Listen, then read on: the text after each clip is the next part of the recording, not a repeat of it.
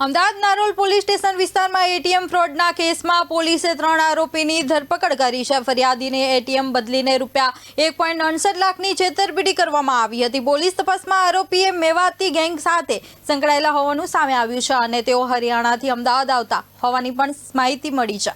આરોપીઓ એટીએમમાં જઈ લોકોને મદદ કરવાના બહાને વિશ્વાસમાં લેતા અને તક મળતા એટીએમ કાર્ડ બદલી લેતા હતા।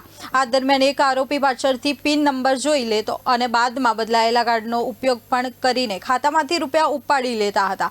પોલીસ તપાસમાં અમદાવાદના નારોલ, ઈસનપુર, સાબરમતી, વિજલપુર અને ગાયકવાડ હવેલી વિસ્તારમાં થયેલા આવા ગુનાઓ પણ ડિટેક્ટ થયા છે।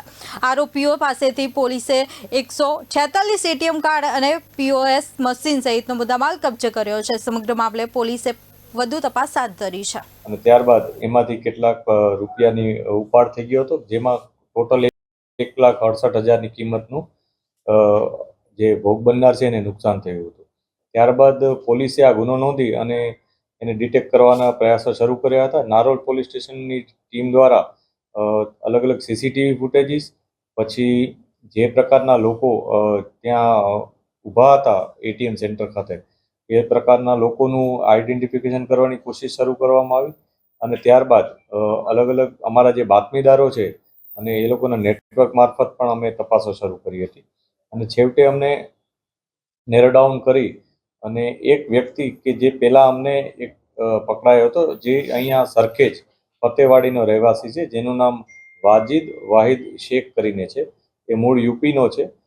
એ વ્યક્તિ એક રેકી કરનાર અથવા એક ટીપર પ્રકારનો વ્યક્તિ જણાતો હતો। ત્યારબાદ એની વધુ પૂછપરછ કરી તો તેણે સમગ્ર બાબત પોલીસને જણાવી હતી કે એ આખી એક ગેંગનો એક મેમ્બર છે। આ જે ગેંગ છે એ મેવાતી ગેંગ તરીકે આમ ઓળખાય છે કે જે લોકો હરિયાણા અલાવલપુર કરીને જે એરિયા છે ત્યાંથી આવે છે। એમાંથી 2 વ્યક્તિઓ, એક વ્યક્તિનું નામ યોગરાજ ઉર્ફે મહેશ કિશનલાલ જાટવ છે, જ્યારે બીજાનું નામ આસિફ સમૂન મેવ કરીને છે। આ બંને મિત્રો છે, બંને અલાવલપુર હરિયાણાથી જ આવે છે અને એ લોકો બંનેનું કામ એક્સપર્ટ તરીકેનું હતું।